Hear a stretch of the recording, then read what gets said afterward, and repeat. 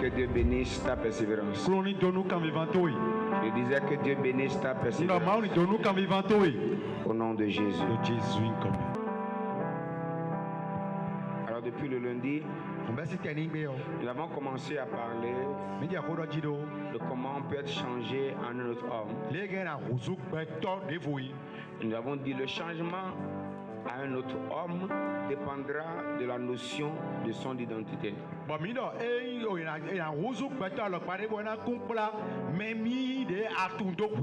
Si tu ne connais pas ton identité, il y a des choses que tu ne seras jamais en mesure de faire. Et nous avons dit, notre identité, c'est ce qui nous définit. C'est ce qui définit l'autorité que nous avons et l'autorité que nous pouvons manifester. Et nous avons compris que nous sommes bien au-delà de ce que nous connaissons de nous-mêmes. Ce n'est pas ce que nous pensons être que nous sommes. Ce n'est pas ce que les hommes disent que nous sommes. Mais nous sommes ce que nous découvrons, que Dieu a dit que nous sommes.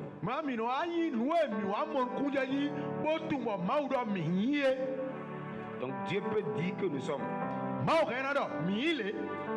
sans que nous ne soyons cela. Nous devenons ce que Dieu dit que nous sommes lorsque nous découvrons ce que Dieu a dit que nous sommes.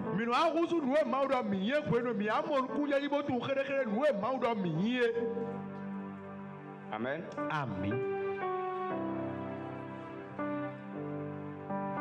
Et spécialement hier, nous avons parlé de 4 niveaux importants de la vie chrétienne. Vous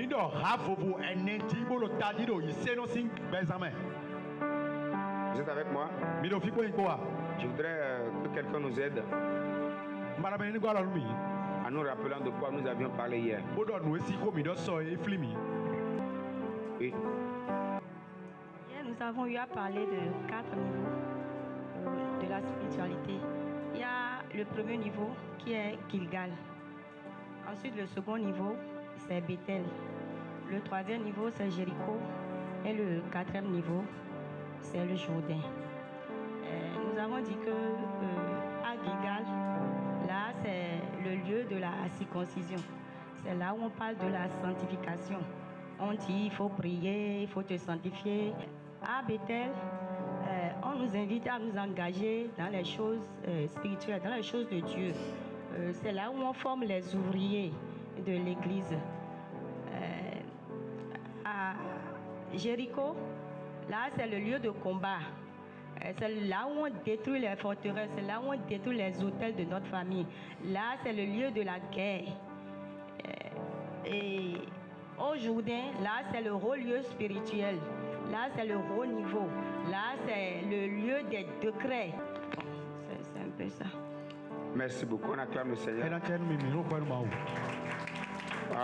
Si vous n'aviez pas écouté ce que nous avions dit hier, vous avez raté beaucoup de choses. Nous avons dit il y a Gilgal.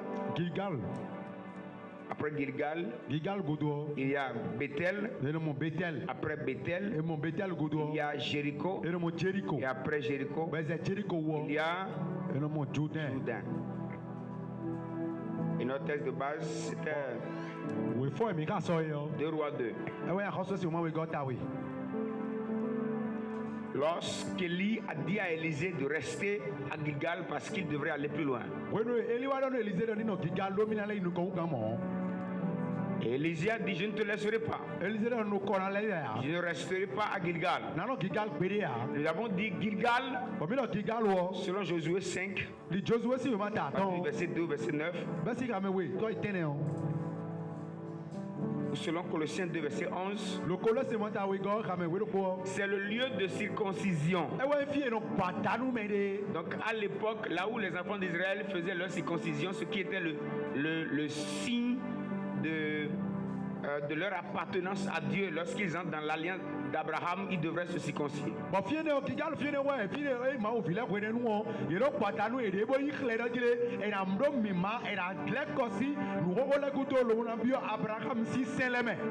Dans l'alliance.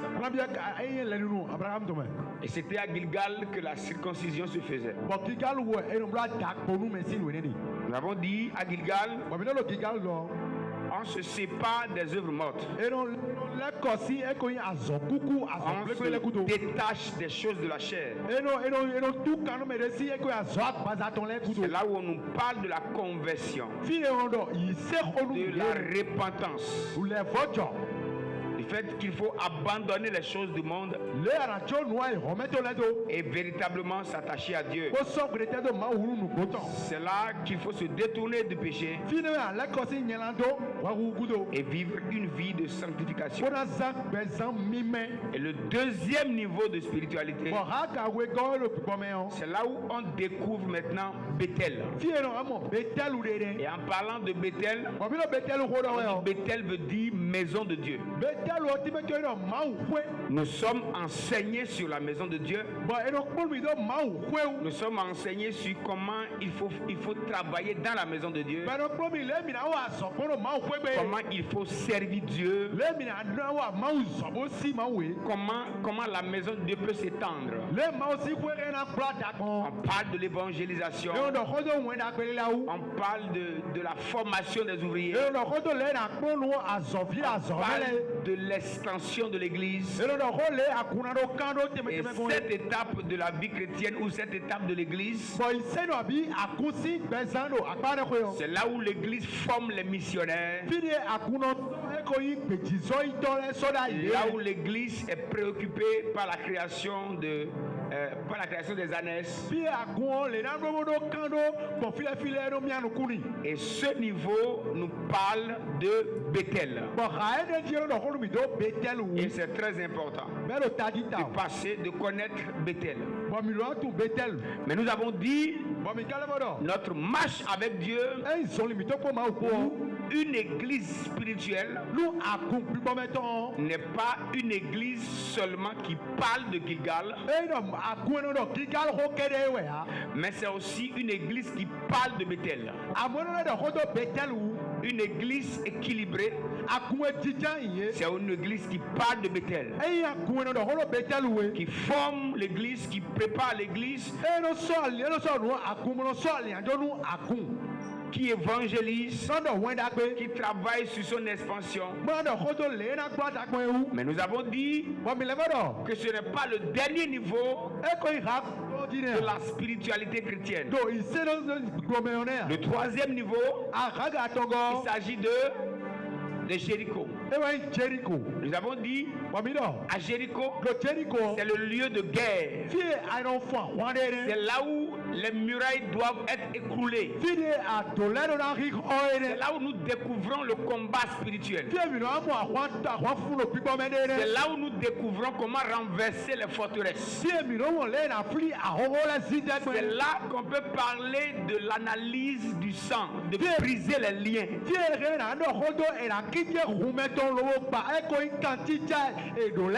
C'est là que nous brisons les limites familiales. C'est là que nous coupons les cordons ombilicaux sataniques ou familiales qui nous rattachent aux choses mauvaises de la famille. C'est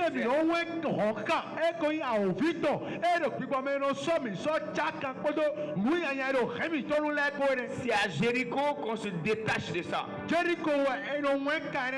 à Jéricho qu'on fait écrouler les murailles qui nous empêchent de posséder notre Canaan. Parce qu'il faut que Jéricho tombe d'abord avant qu'on ne continue le chemin vers Canaan.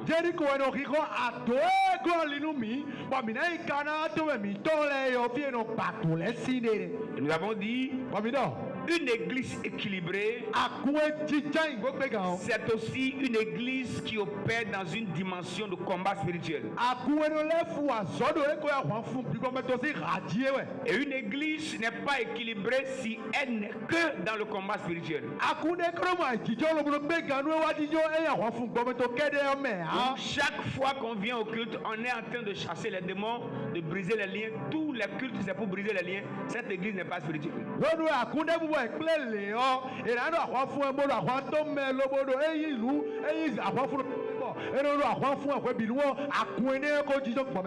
L'église spirituelle, c'est l'église qui a la capacité d'opérer à Gilgal, à Bethel, à Jéricho.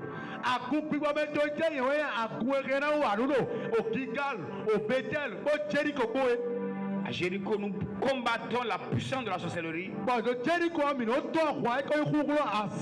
et nous établissons le règne de Dieu. Jéricho, c'est le lieu de guerre. Et c'est le troisième niveau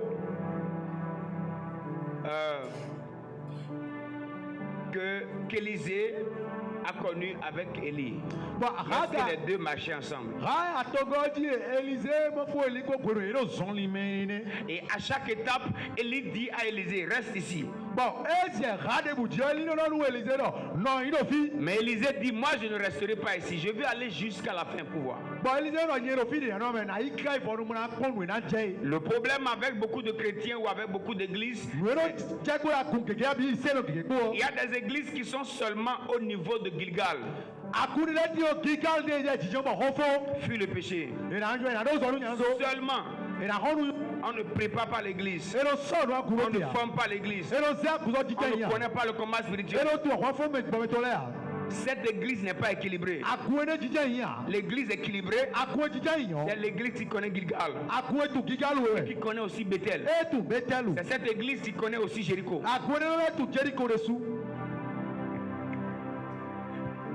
Et à chaque étape, on sera tenté de s'arrêter. Comme Élie disait à Élisée, reste ici. Ça veut dire, lorsque nous franchissons un niveau, lorsqu'on n'est pas un éternel assoiffé,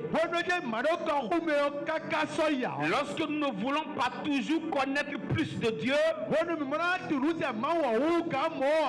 nous allons risquer nous stagner quelque part et penser que c'est déjà le dernier niveau avec Dieu.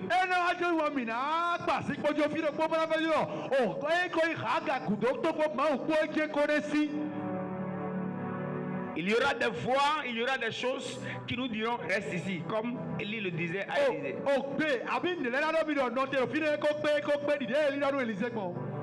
Mais si nous savons ce que nous cherchons, parce que là, ce qui permettait à Élisée de refuser de s'arrêter, c'est parce qu'il voulait la double portion de l'esprit qui était sur Élie.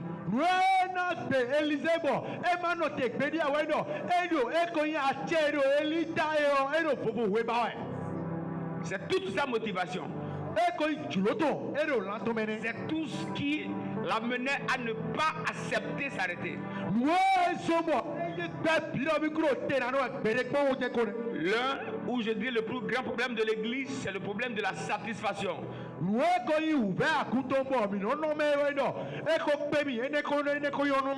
où on est, on pense que c'est déjà bon.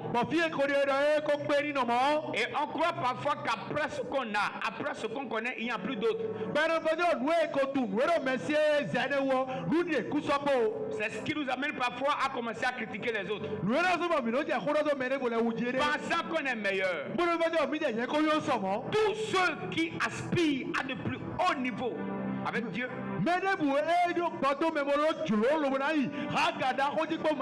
n'ont jamais le temps de critiquer les autres ou sous-estimer les autres.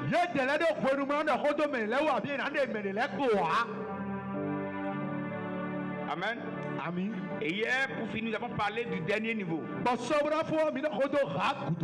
Le dernier niveau, c'est le Jourdain. Nous avons dit au Jourdain, arrivé au Jourdain. Là maintenant, ce n'est pas Ce n'est pas la séparation avec les yeux morts et des œuvres mortes.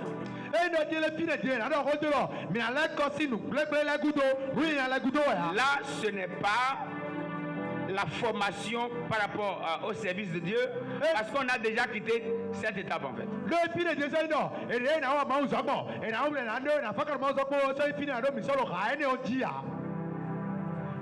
Et ce n'est non plus un niveau de combat spirituel. Mais nous remarquons qu'arrivé à cette étape, Élie, tout ce qu'il a fait, c'est de manifester l'autorité.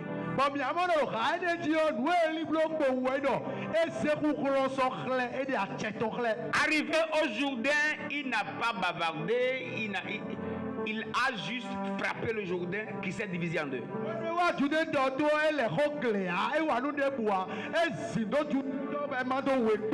Il y a un niveau de spiritualité. Lorsqu'on vient là, on ne se bat pas, on ne combat pas. On prend des décrets, on parle, on donne des ordres et les ordres.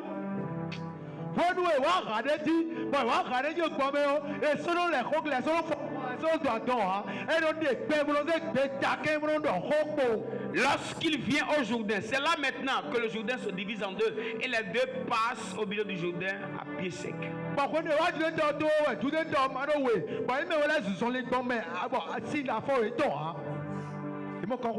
Lorsqu'on vient au Jourdain, nous avons dit le Jourdain c'est le lieu du surnaturel. Une église qui amène ses partisans ou ses fidèles au Jourdain, c'est l'église qui les enseigne sur le surnaturel.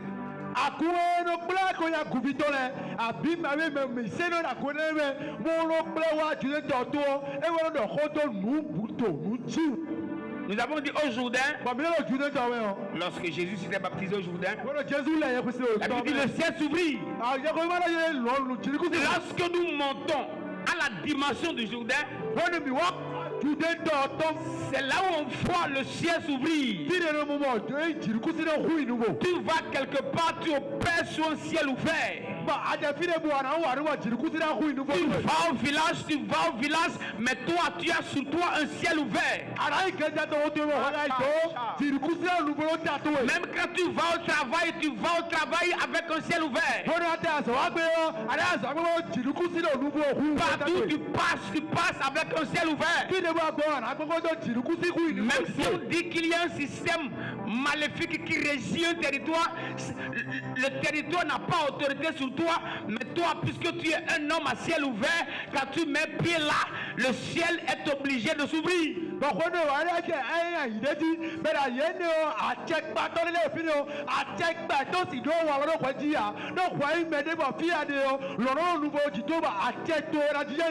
Celui qui opère au Jourdain, c'est un homme, c'est une femme qui travaille sous un ciel ouvert.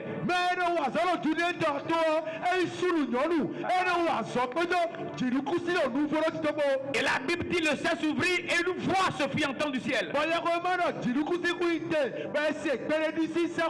Lorsqu'on opère au Jourdain, les voix de Dieu ne sont plus cachées. On attend Dieu. Voilà pourquoi lorsqu'on dit Dieu m'a dit, Dieu a dit, Dieu a dit, parfois certains s'étonnent du fait qu'on dise que Dieu a parlé.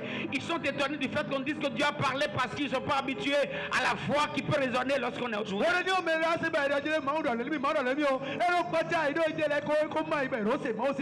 Lorsque tu connais le Jourdain, tu connais le ciel ouvert et tu sais que si le ciel est ouvert, il y a toujours une voix qui retentit du ciel.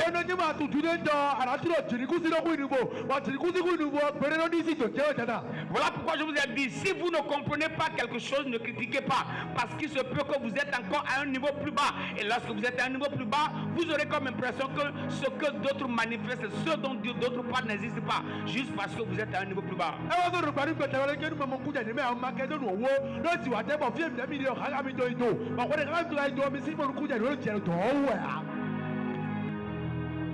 Un homme qui opère au Jourdain, lui, on ne tiraille pas avec lui. Ces paroles ne sont pas des paroles, mais ces paroles sont des ordres. Ces ordres sont au-delà des ordres. Ces ordres sont sont comme des lois qui peuvent être établies dans le monde des esprits.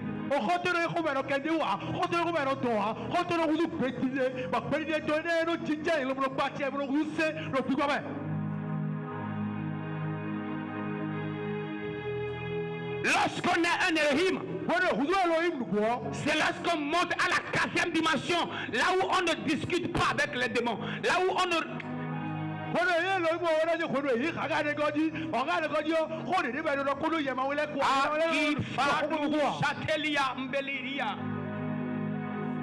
Nous avons dit il est très important que nous quittions Jéricho. À Jéricho, c'est le lieu de combat. Celui qui est au Jourdain ne combat pas. Celui qui est au Jourdain, il n'a pas le temps de pousser. Lorsqu'on parle de combat, c'est lorsqu'il y a affrontement entre deux personnes ou entre deux.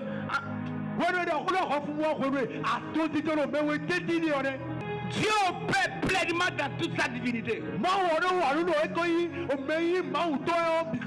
Voilà pourquoi quand Lucifer s'est rebellé au ciel, Dieu est trop Dieu pour descendre, pour discuter avec lui, pour dire quitte, ou bien Dieu va le pousser.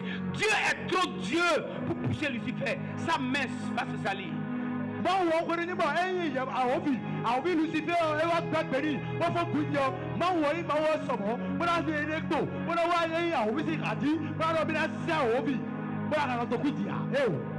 Dieu ne peut pas se battre avec Lucifer.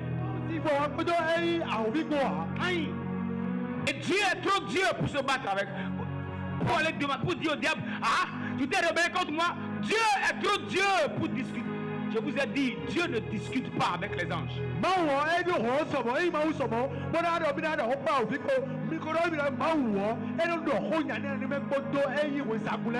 Le ciel a ouvert et la main de Dieu est sur moi.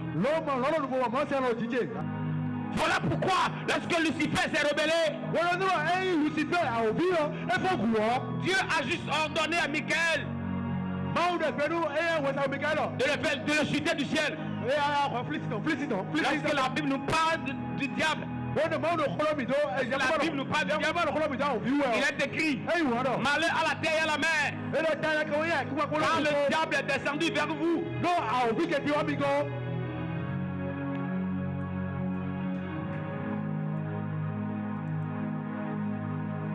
il est descendu vers nous.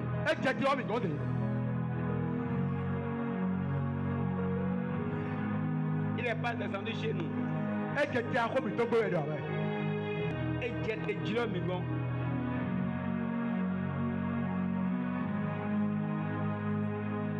La Bible dit, votre adversaire le diable rôde comme un lion rugissant. Alors lorsqu'on parle du diable, on parle du diable comme nous, notre adversaire. Ce n'est pas l'adversaire de Dieu. Parce que Dieu n'a pas d'adversaire. Attendez, qui peut être adversaire de qui? Qui? Il peut se dire, moi je suis adversaire de Dieu. Il va exister où? Celui qui opère au Jourdain, il établit le règne de Dieu. Il incarne Dieu.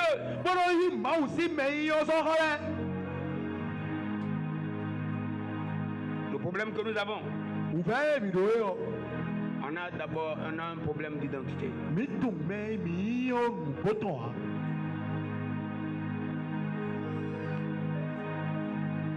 Ma plus grande prière est que tu comprennes ce que je suis en train de dire.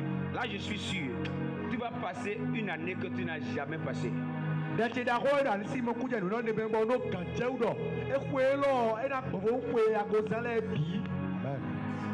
Tu vas passer une année que tu n'as jamais passée.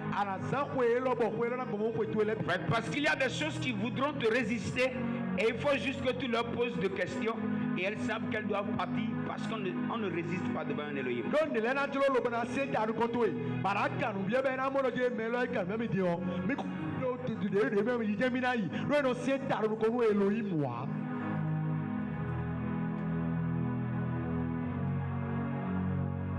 Le Jourdain s'ouvrit et les deux passent. Lorsqu'il a reçu le manteau d'Élie, il revient vers le Jourdain.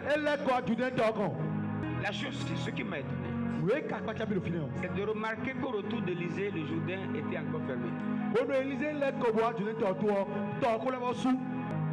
Le Jourdain était encore fermé. Retenez ceci. Dominer quelque chose aujourd'hui ne veut pas dire que je l'ai dominé demain.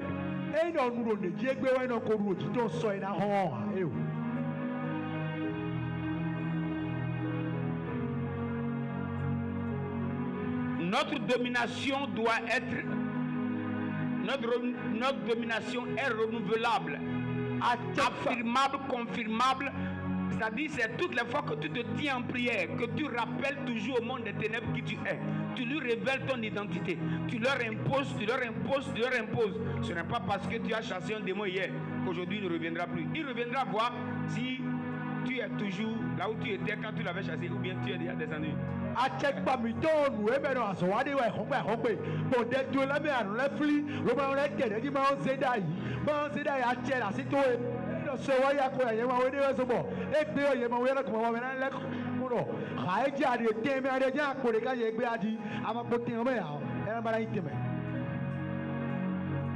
Alléluia. Alléluia. On peut avancer. Il revient et il voit le Jourdain que son maître avait divisé en deux. Le Jourdain s'est refermé.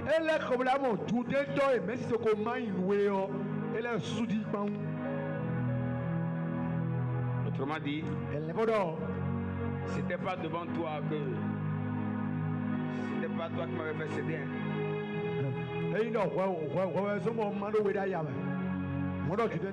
C'était ton maître. Maintenant voilà que toi tu es là maintenant. Est-ce que toi tu peux faire quelque chose?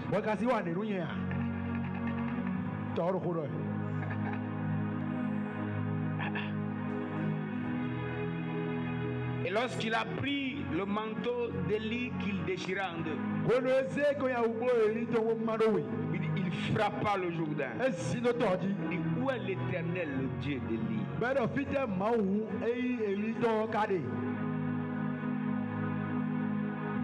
Où est l'Éternel, le Dieu d'Élie?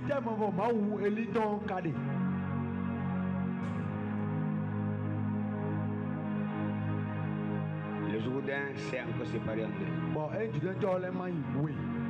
La conscience de notre identité, ça nous permettra de passer là où les hommes normaux ne peuvent pas passer.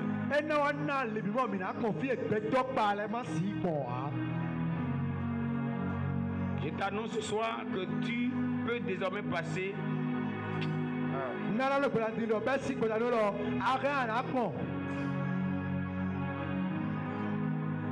les portes fermées depuis des années, toi tu peux les ouvrir. Amen. Le Jourdain, c'est là où on vit le surnaturel. C'est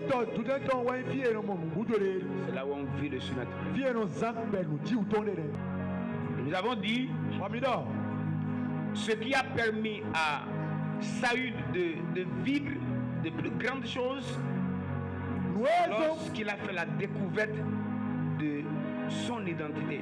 Lorsqu'on ne découvre pas sa vraie identité, on peut vivre, manger comme un berger jusqu'à mourir alors qu'il y a un roi qui sommeille en nous.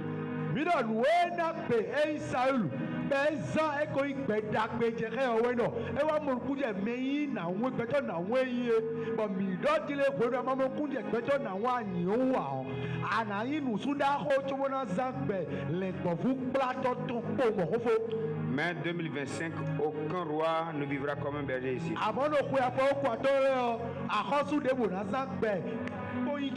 Tu n'as pas entendu. J'ai dit cette année-là, aucun roi ne vivra comme un berger. Dis à ton voisin, tu es un roi, tu es une reine. 2 Rois 2 à partir du verset 11. Comme il continuait à marcher en parlant, voici un char de feu et des chevaux de feu les séparaient l'un de l'autre. Et il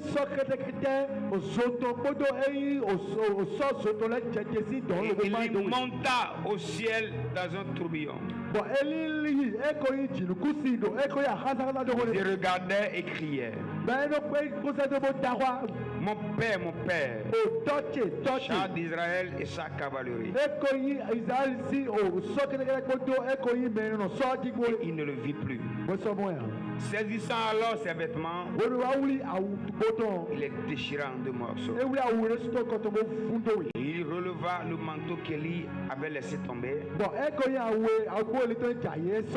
Puis il retourna et s'arrêta au bord du Jourdain. Il prit le manteau qu'Élie avait laissé tomber et en frappa les eaux et dit: où est l'Éternel, le Dieu d'Élie?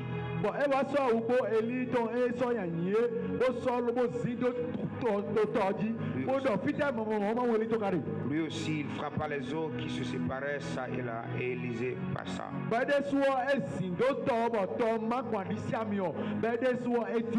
Les fils des prophètes qui étaient à Jéricho, vis-à-vis, l'ayant vu, dire: l'esprit d'Élie repose sur Élisée. Et ils allaient à sa rencontre et se prosternaient contre terre devant lui. Élisée a traversé le Jourdain. Et lorsqu'il a traversé le Jourdain, il a traversé le Jourdain avec le surnaturel. Et la Bible dit: les fils des prophètes, c'est comme des apprentis prophètes. Autrement dit, les apprentis prophètes comme lui hier.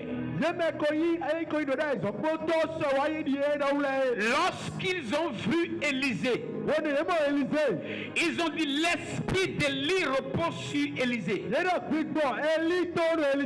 Et ils sont venus se prosterner devant Élisée. À connaissance égale. À connaissance égale, quand tout le monde a la même connaissance. À connaissance égale, c'est l'onction qui fait la différence. À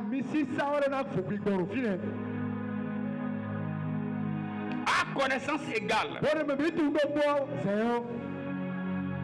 c'est l'onction qui fait la différence. Ils étaient tous fils de prophètes. Mais les autres n'ont pas connu le Jourdain. Lui, il a fait l'expérience du Jourdain.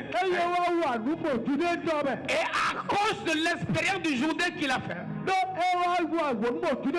les autres fils de prophètes viennent se prosterner devant lui. Oh Dieu, que ta main soit puissante sur moi.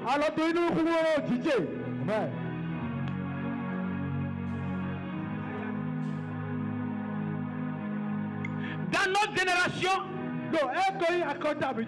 même si on a même âge, même si on a même diplôme, même si on est étudié dans la même école, écoutez-moi bien, tout ce qui peut faire que d'autres viendront fléchir genoux devant toi, c'est l'expérience du Jourdain.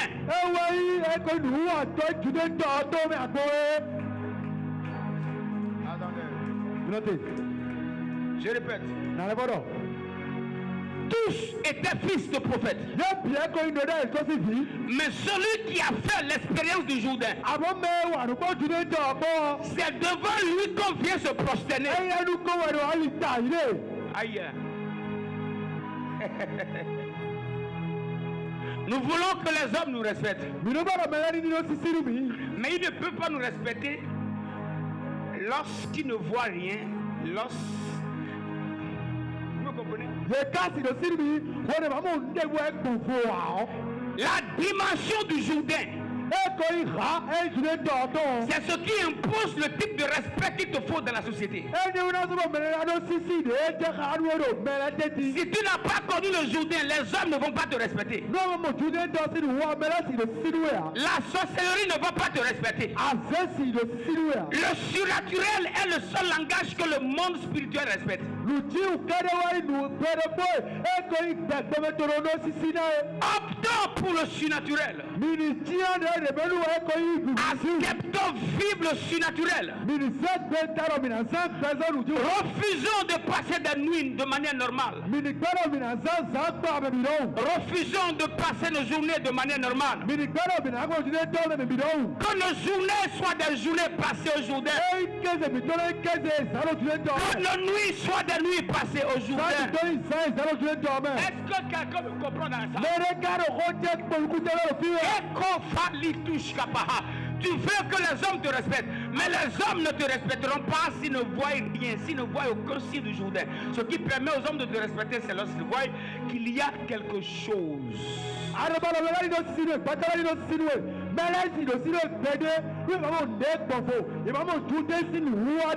Je viens encore ce soir comme un agent de recrutement. Je viens appeler l'église de Jésus. Je viens appeler les enfants de Dieu à vivre au Jourdain. Allons au lieu du surnaturel. Allons là où les eaux ne peuvent pas nous résister.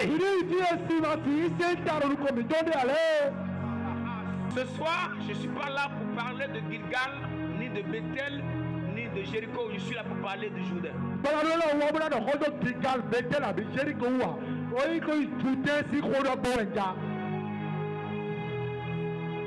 Il faut que tes parents qui t'ont toujours connu, il faut qu'ils viennent, même s'ils sont plus âgés que toi, qu'ils viennent à cause de ce qu'ils auraient crié. Il faut qu'ils voient ce qui les amènera à fléchir genoux pour dire mon fils, prie pour moi. Je ne vous comprends pas.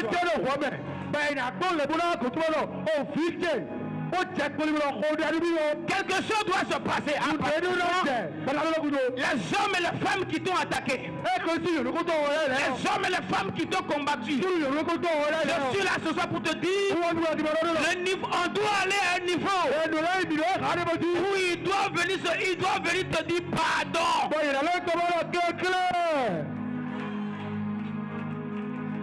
Est-ce que vous me comprenez? Lorsqu'on monte au niveau du Jourdain, on n'a pas le temps de... Ce n'est pas le temps de combat. Là, on frappe le Jourdain. Le Jourdain se divise en deux. Là, on parle. On donne des ordres. Ils sont exécutés dans le monde spirituel. Et rien ne nous résiste.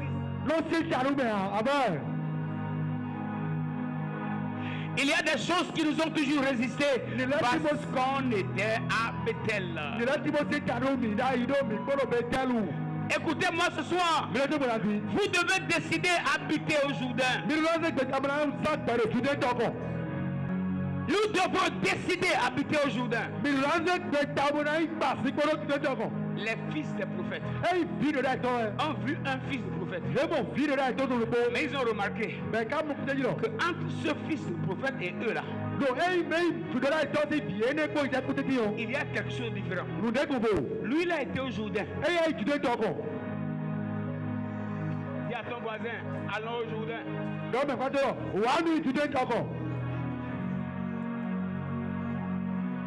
Au Jourdain, c'est là où le ciel s'ouvre. Là où on entend la voix de Dieu. Lui, lorsqu'il a traversé le Jourdain, il a vu un char de feu qui a quitté le ciel. Les autres n'ont jamais vu ça. C'est lui seul qui peut leur raconter ce qui se passe après le Jourdain.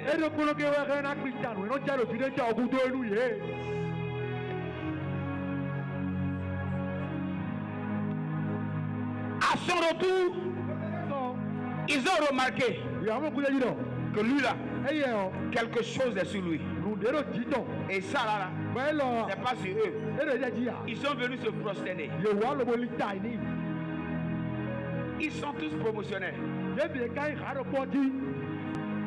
Ce qui veut se passer, à partir de ce soir, ceux qui ont même âge que toi, même plus âgés que toi, plus diplômés que toi, il y a quelque chose qu'on appelle la puissance du Jourdain. Les fils de prophètes sont venus se prosterner devant leurs promotionnaires.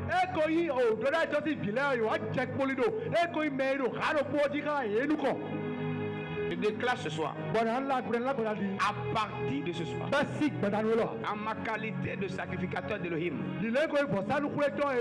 j'établis sur ta fille la marque de la différence. Je parle sur ta vie. J'ordonne sur ta vie. Dans le nom souverain de Jésus de Nazareth. À partir de ce soir, je mets sur toi un sceau de distinction.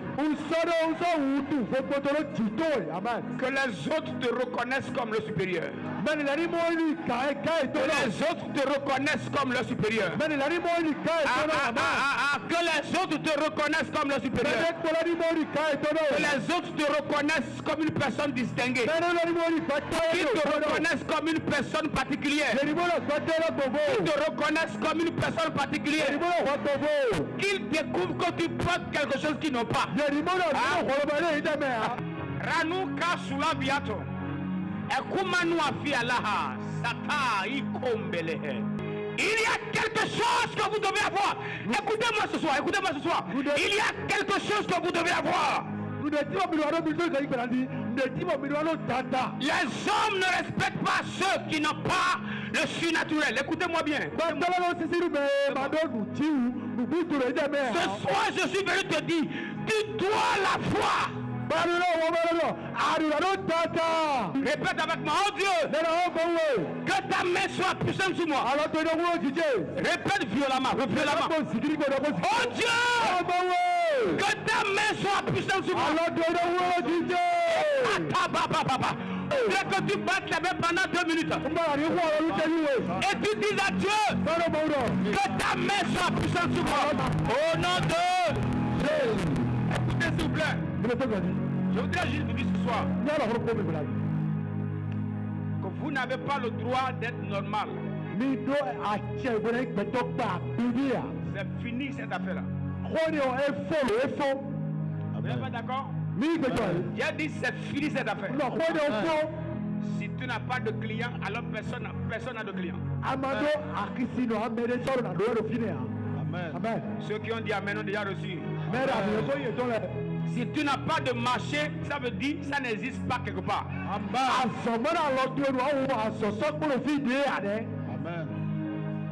Cette soirée, on est en train de prendre des décrets. On n'est pas en train de prier. Acte 4, verset 29. Et maintenant, Seigneur, vois leurs menaces et donne à tes serviteurs d'annoncer ta parole avec une pleine assurance. En étendant ta main. En étendant ta main. Qu'il se fasse des guérisons. Des miracles, des prodiges, par le nom de ton saint serviteur Jésus. Écoutez-moi. Et puis, il a dit, vu leur menace, leur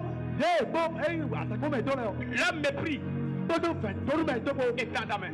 Là où il y a les menaces, là où il y a les mépris, on a besoin de la main de Dieu. Là où il y a les mépris, là où il y a les rejets, là où il y a les menaces, on a besoin de la main de Dieu. Dis éternel, étends ta main sur moi.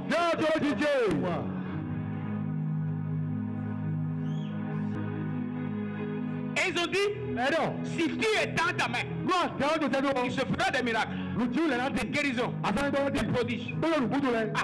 Dis Dieu, étends ta main sur moi. Vous allez voir, Acte 5, verset 11. Une grande crainte s'empara de toute l'assemblée et de tous ceux qui apprennent ces choses. Beaucoup de miracles. Beaucoup de miracles et de prodiges se faisaient au milieu du peuple par les mains des apôtres. Ça veut dire, je peux vous parler, pour savoir s'il y a la main de Dieu sur la vie d'une personne, c'est ce qui se passe par ses mains.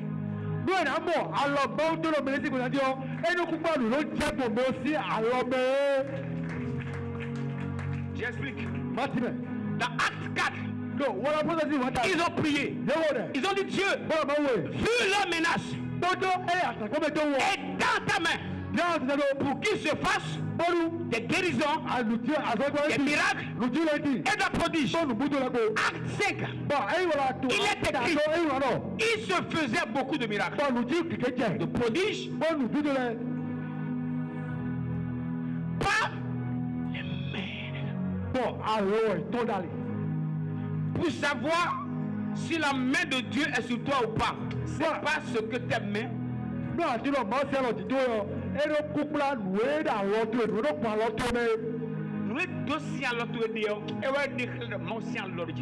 ce que fait ta main qui démontre la main puissante de Dieu sur toi. Oh Dieu! Que ta main soit puissante sur toi. Ok, vous me comprenez maintenant?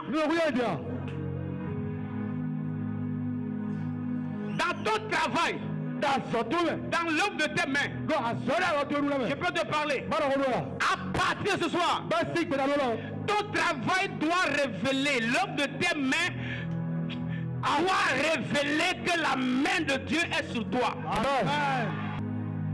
La preuve que la main de Dieu est sur toi, c'est pas les résultats de tes mains.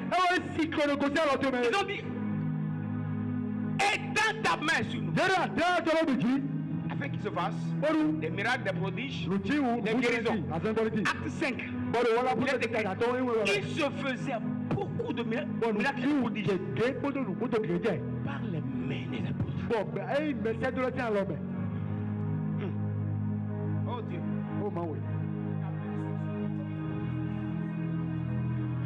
Prouve par les œuvres de ma main que ta main est sur moi. Écoutez-moi ce soir. Je maudis la sécheresse dans ta vie. Amen. Ils ont remarqué qu'Élisée avait quelque chose.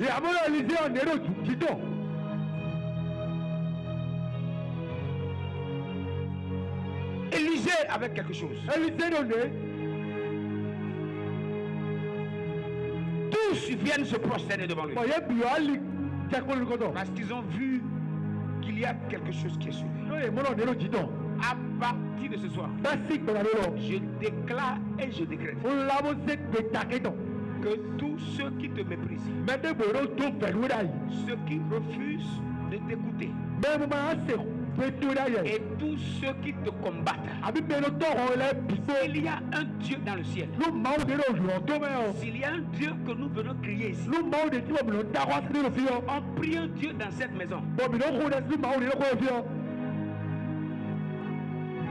Ce qui s'est passé devant Élisée, je déclare que toutes ces personnes viennent se prosterner. Amen. Beaucoup de miracles et de prodiges se faisaient au milieu du peuple par les mains des apôtres. La preuve que la main de Dieu est sur toi, c'est ce qui se fait par tes mains.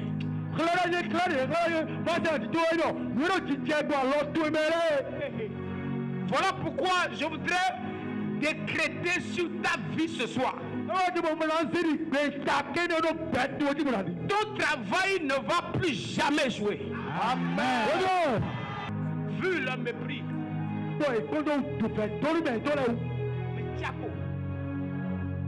la critique,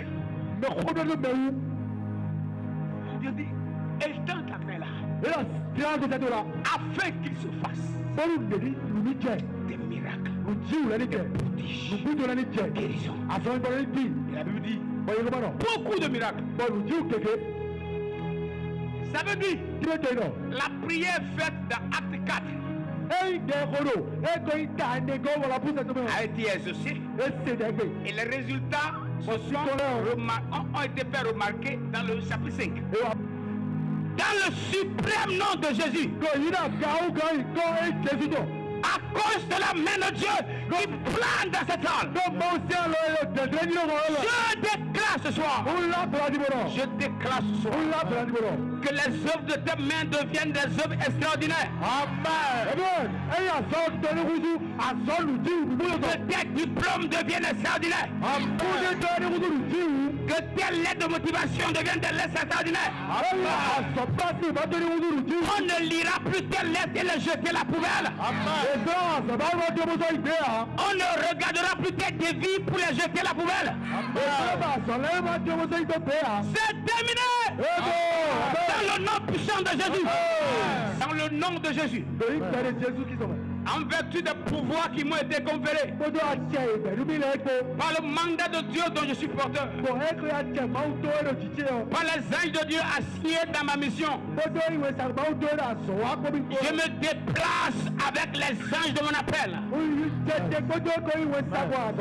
Je fais appel à toute l'huile qui est sur ma tête. Par le pouvoir rattaché à ma langue.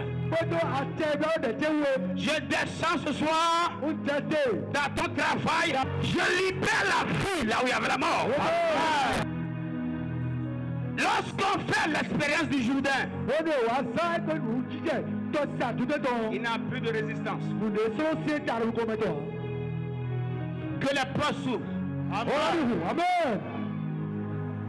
Que les bonnes personnes viennent jusqu'à toi. Amen. Dans le nom vivant de Jésus. Que l'abondance soit rattachée à toi. Amen. Que l'abondance soit rattachée à toi. Amen. Prenez la paix. Je reçois. Aïe.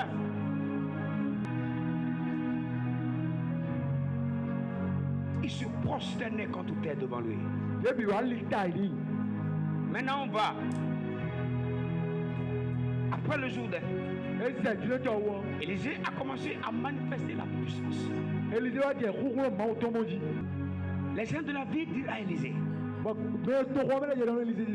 Là, on parle à Élisée après sa descente du Jourdain. Il y a des problèmes que les gens ne vous présenteront jamais s'ils ne savent pas que vous avez fait l'expérience de Jourdain.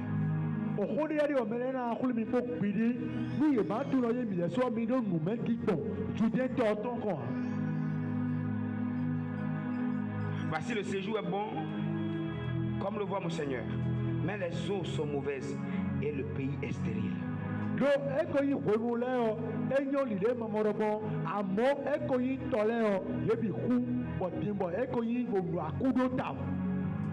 Comme le voit mon Seigneur.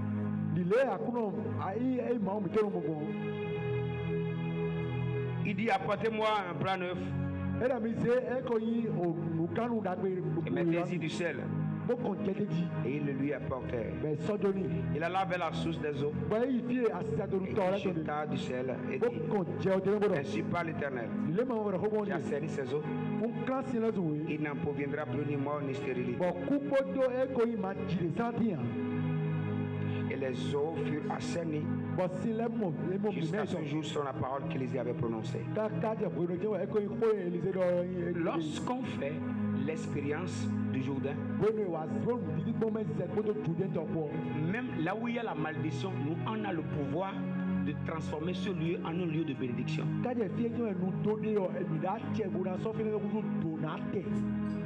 Yes. Faut dire encore, Donatin.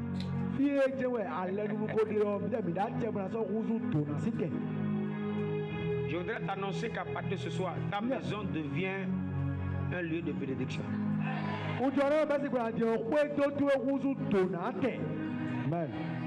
Je t'informe que le plan de Dieu pour ta maison n'est pas que ta maison soit un champ de bataille. Non, la maison c'est un lieu de repos.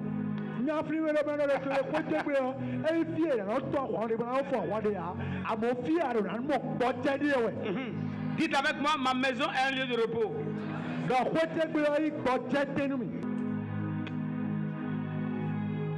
Les eaux furent assainies jusqu'à ce jour, selon la parole qu'Élisée avait prononcée.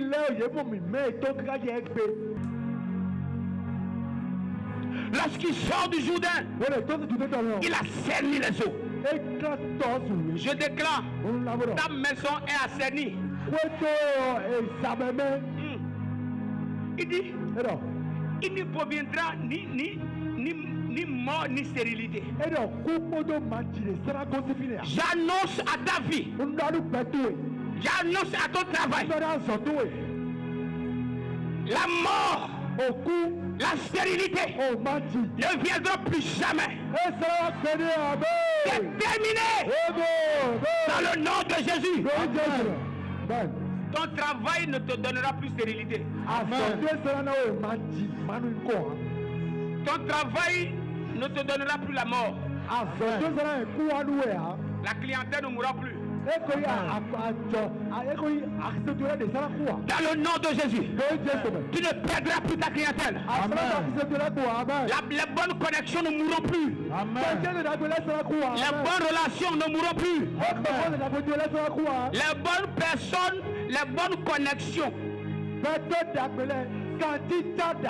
ne mourront plus jamais.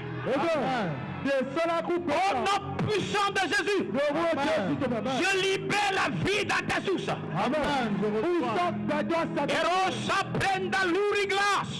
Je libère la vie dans tes sources. La mort ne viendra plus de ton travail. Tu ne travailleras plus pour aller te soigner. Je répète, tu ne travailleras plus pour aller à l'hôpital. Dans le nom de Jésus, je déclare qu'il en soit ainsi. Dans le nom de Jésus. Donne-moi 3 bons amen. Amen. Amen. Amen.